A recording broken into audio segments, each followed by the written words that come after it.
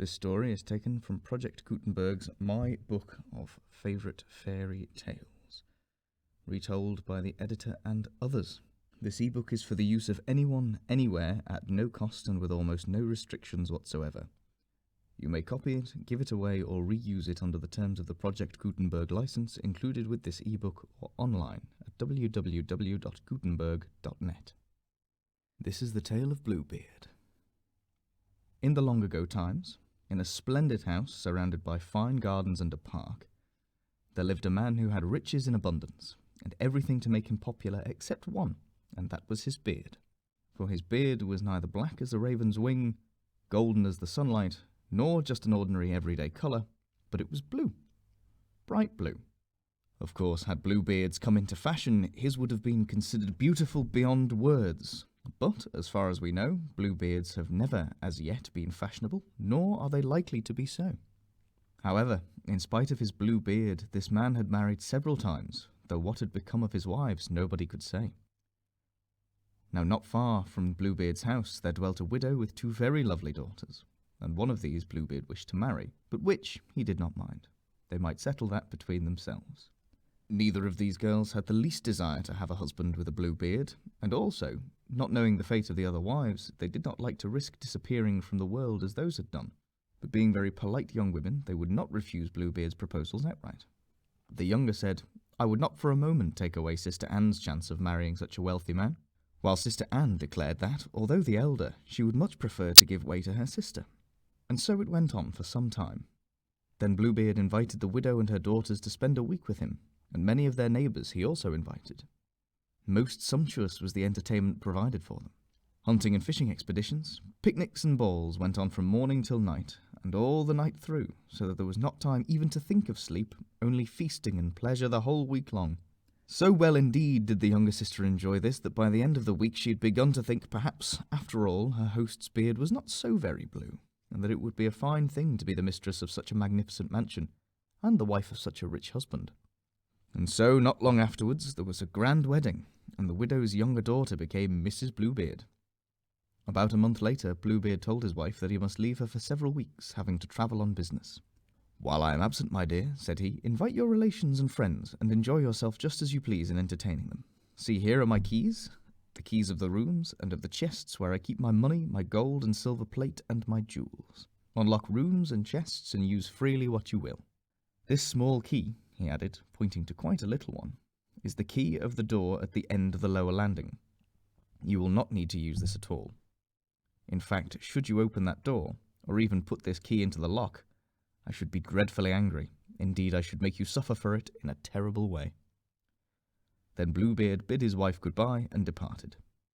As soon as Mrs. Bluebeard's friends and relations knew that her husband was away, they came flocking to visit her, for they longed to see all her splendid possessions, but had feared to come before. They could not enough admire the magnificent apartments, and ran from one to another praising everything they beheld. But the young wife heeded nothing they said or did. All she thought of was that little key, which she must not use, wondering more and more why she ought not to open that one particular door. At last she could bear it no longer, but slipping away from her visitors she ran along the passages and stairs, nearly falling down them, so great was her haste, until she came to that door at the end of the corridor. Not pausing an instant, she thrust the key into the lock, and the door sprang open. At first she could distinguish nothing, for the room was dark and gloomy, but then all of a sudden she knew what had become of Bluebeard's other wives, for there they lay in a long straight row, all dead. She stood horrified for a moment or two, gazing at the pale faces and long hair spread out around them. Then picking up the little key which she had taken from the lock but dropped in her fright, she hastily quitted the room, shut and locked the door, and ran to her own chamber to calm herself before returning to her guests. But she was unable to rest for an instant, so dreadful were her feelings. Then with terror she noticed that on the key there was a stain. She wiped it with a handkerchief, but alas, it was blood that would not be wiped away. She washed the key, and rubbed it, and scraped it, and polished it, but all to no purpose. If she succeeded in cleansing one side, the mark came out on the other, for the key was enchanted. That same evening Bluebeard returned, saying he had met the man whom he was wanting to see, and so the long journey was unnecessary. He was rejoiced to be at home again.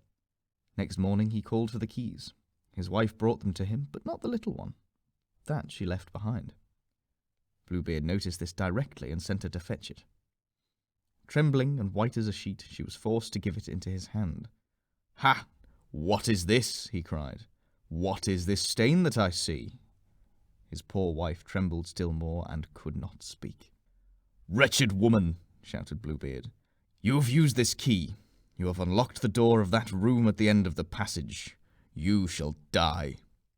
In vain did his wife plead with him to spare her, kneeling before him with tears streaming from her eyes. "You shall die!" he cried again, more savagely than before. "Let me have a few moments alone, to prepare for death." "Half a quarter of an hour, but not a moment longer," he replied, and left her. The poor young woman hastened to a room at the foot of the turret stairs where was her sister Anne, and called to her. Sister Anne, look from the tower window. Can you see no one coming?" And Sister Anne, looking out, answered, "Alas, no! Nothing but the green grass and the sun which shines upon it." Bluebeard shouted from below that the time was almost up. Sister Anne, look once again. Can you see no one coming?" whispered the young wife, wringing her hands. Her brothers, she knew, were to visit her that day, if only they would come in time. "Alas, no," Sister Anne replied. "I see a cloud of dust, but it is only a flock of sheep on the road."